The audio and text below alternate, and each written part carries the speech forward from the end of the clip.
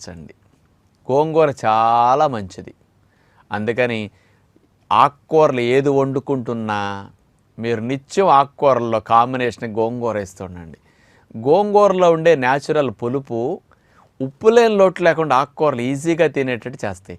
గోంగూర మీరు పాలకూర వండండి, తోటకూర వండవండి, చుక్కకూర వండవండి, ఇంక ఏదన్నా మెంతికూర ఇట్లా ఏది వండుతున్నా అందులో గోంగూర కొంచెం వేస్తూ ఉంటే మీకు ఆ వండినప్పుడు ఉప్పు ఎక్కువ వేయకుండా తక్కువ ఉప్పుతోనే టేస్ట్ వచ్చే మెకానిజం గోంగూర వల్ల ఉంటుందన్నమాట. ఆ పులుపుకుండే టెక్నిక్ అదనమాట.